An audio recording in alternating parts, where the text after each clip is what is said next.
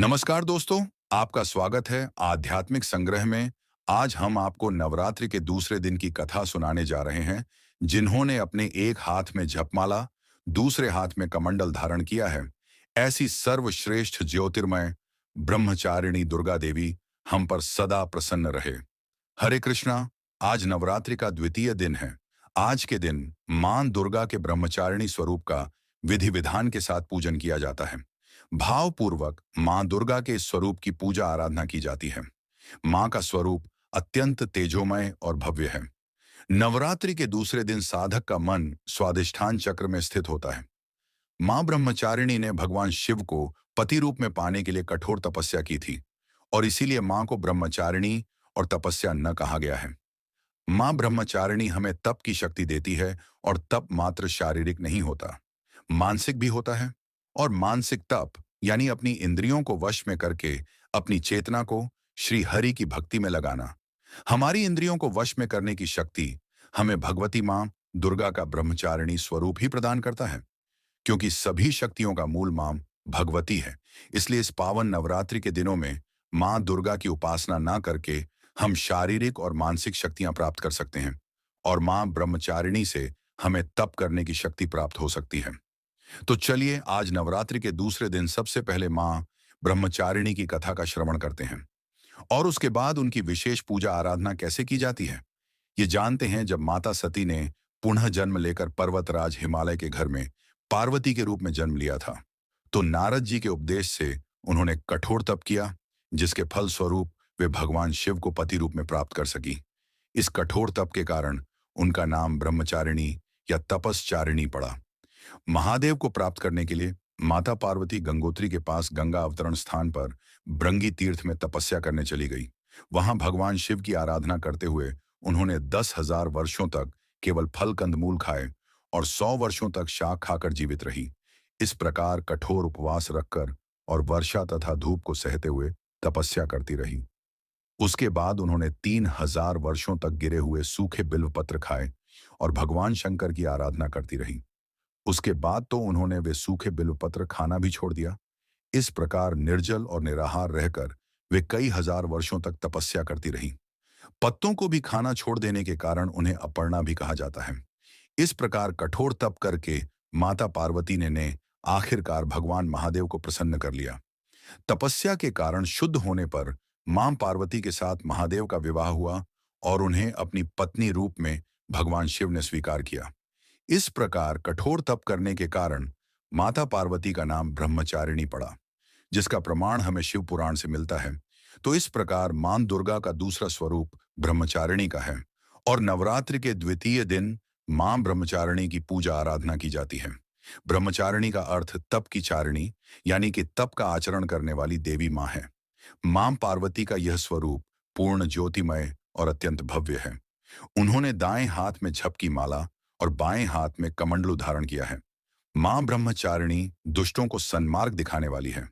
मां ब्रह्मचारिणी का पूजन करने से आलस्य, अहंकार, लोभ, असत्य, स्वार्थ और ईर्ष्या जैसी दुष्ट वृत्तियां दूर हो जाती हैं। उनका स्मरण मात्र करने से एकाग्रता और स्थिरता आती है। साथ ही विवेक, बुद्धि और धैर्य में भी वृद्धि होती है। माता की भक्ति करने से व्यक्ति में तप की शक्ति, त्याग, सदाचार, संयम और वैराग्य जैसे सद्गुणों में वृद्धि होती है। आइए अब हम देवी भगवती से जुड़ी एक और पौराणिक कथा का श्रवण करते हैं। एक समय व्यास देव ने राजा जनमे जैसे इस कथा का वर्णन किया था और वह कथा इस प्रकार है। अनेक वर्षों पूर्व है वंश में एक राजा हुए थे। उनका नाम था कार्तवीर्यार्जुन। उन्हें सहस्त्र अर्जुन भी कहते थे। उन्होंने दत्तात्रेय जी से मंत्र की दीक्षा ली थी और उस समय वे भगवान विष्णु के अवतार माने जाते थे। भगवती जगदम्बा उन नरेश की इष्ट देवता थी। वे परम सिद्ध, सब कुछ देने में समर्थ और भृगुवंशी ब्राह्मणों के यजमान थे। इस परम धार्मिक नरेश का अधिक समय दान करने में ही व्यतीत होता था। उन्होंने बहुत से यज्ञ किए थे और प्रचुर संपत्ति ब्राह्मणों को बांट दी थी। उस समय राजा कार्तवीर्यार्जुन का स्वर्गवास हो गया, तो उसके बाद है हाय वंशी क्षत्रिय बिल्कुल निर्धन हो गए। एक समय इन सभी क्षत्रियों को धन की आवश्यकता पड़ी और इस धन को मांगने के विचार से वे उन सभी भृगुवंशी ब्राह्मणों के पास गए। विनम्रता पूर्वक उन्होंने ब्राह्मणों से बहुत से धन की याचना की, किंतु उन लोभी ब्राह्मणों ने कुछ भी धन नहीं दिया। वे बार बार यही कहते रहे कि हमारे पास कोई धन नहीं है। ब्राह्मणों को लगने लगा कि यह वंशिक क्षत्रिय अब हमें अवश्य ही भयभीत करेंगे। इसलिए उन सभी ब्राह्मणों ने अपनी प्रचुर संपत्ति जमीन में गाड़ दी। कई ब्राह्मणों ने अपने अपनी संपत्ति को दूसरे ब्राह्मणों के घर में छिपा लिया। इस प्रकार लोभ के वशीभूत होकर उन ब्राह्मणों का विचार नष्ट हो चुका था। अपने यजमान को इस प्रकार दुखी देखकर भी वे धन देने के लिए तैयार नहीं हुए। उसके बाद बहुत से है वंशी क्षत्रिय धन प्राप्त करने की इच्छा से मृगुणी अपने आश्रम छोड़ के चले गए थे। तब उन क्षत्रियों ने द्रव्य पाने के लिए वहां की जमीन को खोदना आरंभ किया और इसी बीच किसी एक व्यक्ति की दृष्टि घर में गाड़े हुए धन पर पड़ी। सबने धन देख लिया था।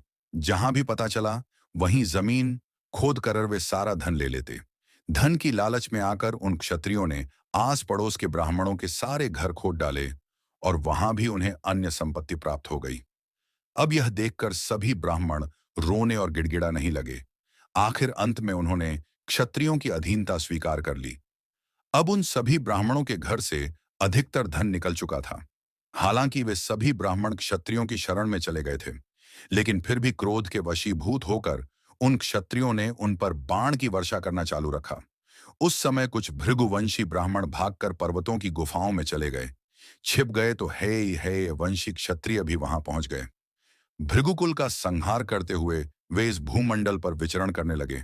जहां भी इन क्षत्रियों को भृगु के वंशज मिल जाते, वे उन्हें अपने तीखे तीरों से मारकर उन्हें मृत्यु के देवता यमराज के पास पहुंचा देते।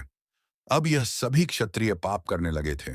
उनके इस निंदनीय कर्म से जिन स्त्रियों का गर्भ नष्ट हो जाता था, वे बेचारी अत्यंत दुखी होकर क्रूरीज की भांति विलाप करने लगती थीं। और उस समय तीर्थवासी कुछ अन्य मुनियों ने उन अभिमानी है वंशी क्षत्रियों से कहा, हे क्षत्रियों, तुम ब्राह्मणों पर इतना भयंकर क्रोध मत करो।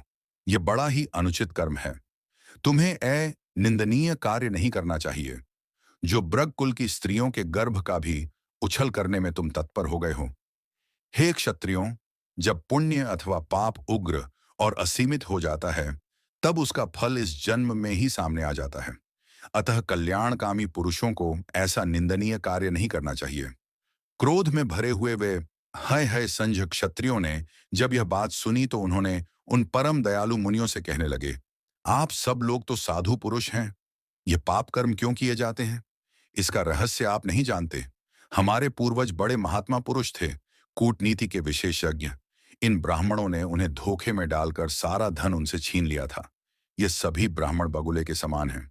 हमने अपने कार्य के लिए जब प्रार्थना पूर्वक उनसे धन मांगा तो उन्होंने देने से इनकार कर दिया। हम तो उनके यजमान हैं। हम महान कष्ट भोग रहे थे और यह बात वे भी जानते थे। हमने उनसे थोड़ा सा ही धन मांगा था, लेकिन उनके मुख से बार बार यही निकलता रहा कि हमारे पास कुछ नहीं है, चले जाओ। धन पास होने के बाद भी उन्होंने हमारी प्रार्थना को ठुकरा दिया था। जब हमारे पूर्वज महाराज कार्तवीर्यार्जुन, दिया ब्राह्मण का तो कर्तव्य होता है, अपनी शुद्ध बुद्ध खोकर दोनों हाथ जोड़ लिए और भय से घबराई हुई उस ब्राह्मणी को प्रणाम किया। उन्होंने ब्राह्मणी से प्रार्थना करते हुए कहा, हे माता, अब आप प्रसन्न हो जाइए। हम आपके सेवक हैं, इसमें कोई संदेह नहीं।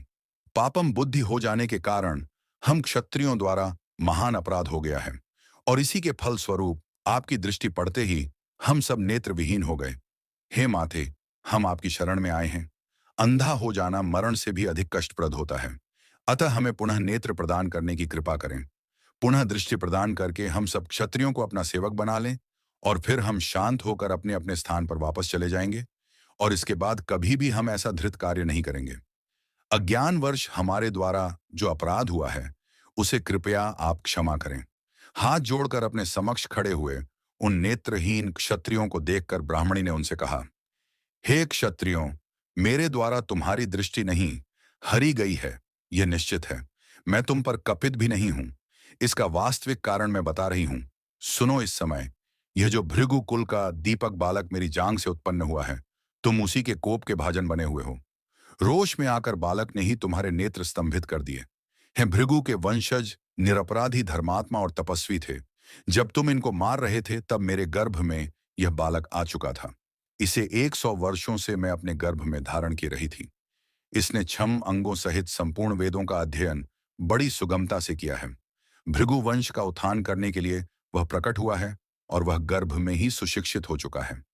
यही पितरों के वध से कुपित होकर तुम्हें मारने के लिए उत्सुक हुआ था। मेरा यह पुत्र भगवती जगदम्बा की कृपा से उत्पन्न हुआ है और उन्हीं के दिव्य तेज से तुम्हारी आंखें देखने में असमर्थ हो गई हैं। प्रार्थना करने पर यदि मेरा यह बालक प्रसन्न हो गया तो वह तुम्हें नेत्र ज्योति अवश्य वापस प्रदान कर देगा। अब उस समय वो बालक एक श्रेष्ठ मुनि के रूप में विराजमान था। ब्राह्मणी की बात सुन सुनकर है वंश के क्षत्रियों ने उसके चरणों में मस्तक झुका दिया और बड़ी नम्रता के साथ नेत्रों में ज्योति पाने के लिए वे प्रार्थना करने लगे। उनकी प्रार्थना से वह मुनि कुमार प्रसन्न हो गया और उनसे कहने लगा, हे राजाओं, ठीक है, आप मेरी कही हुई बात पर विश्वास करके अपने घर लौट जाइए। दैव ने जो कुछ भी निश्चित कर दिया है वह अवश्य होकर रहेगा। इस विषय में कोई शोक नहीं करना चाहिए। सभी अर्षि लोग पहले की ही भांति सुखपूर्वक समय व्यतीत करें। जितने भी क्षत्रिय हैं वे सब भी क्रोध त्याग कर आनंद पूर्वक अपने अपने राज्य में लौट जाएं। इस प्रकार उस तेजस्वी बालक के उपदेश देने पर हाय वंशिक क्षत्रिय आज्ञा लेकर अपने अपने स्थान पर चले गए। अब उनके नेत्रों में पूर्ववत ज्योति आ गई थी। अब वे देखने लगे थे। ब्राह्मणी भी तेजस्वी और पृथ्वी के रक्षक के रूप में प्रकट हुए। उस दिव्य बालक को लेकर अपने आश्रम में वापस आ गई। बड़ी सावधानी से वह उसका पालन पोषण करने लगी और इस प्रकार उस बालक ने रघुवंशी ब्राह्मण न के वंश की रक्षा की। यह ऐसा बालक था जो कि भगवती देवी ब्रह्मचारिणी यानी माता पार्वती की कृपा से प्रकट हुआ था। चलिए अब हम देखते हैं कि नवरात्रि के दूसरे दिन मां ब्रह्मचारिणी की पूजा आराधना कैसे करनी चाहिए। इस दिन प्रातः ब्रह्म मुहूर्त में उठकर जल्दी स्नान कीजिए। पूजा के स्थान पर गंगा जल छिड़क कर उसका शुद्धिकरण कर लीजिए। घर के मंदिर में दीप प्रज्वलित करें। मां दुर्गा की प्रतिमा है तो उनका गंगा जल से अभिषेक करें। अगर मूर्ति नहीं है तो चित्र के ऊपर गंगा जल की कुछ बूंदें छिड़क कर उसे स्वच्छ करें। तत्पश्चात मां दुर्गा को अर्घ्य दें। मां को अक्षत, सिंदूर और लाल पुष्प अर्पित करें। भोग में स्वादिष्ट व्यंजन और फल मिठाई इत्यादि अर्पित करें, किंतु भोग अर्पित करते समय यह ध्यान रखें कि यह शुद्ध और सात्विक हो, यानी बिना प्याज लहसुन का, क्योंकि भगवान को सिर्फ सात्विक चीजों का ही भोग लगाया जाता है। अब धूप और दीपक जलाकर दुर्गा चालीसा का पाठ करें और मां की आरती करें।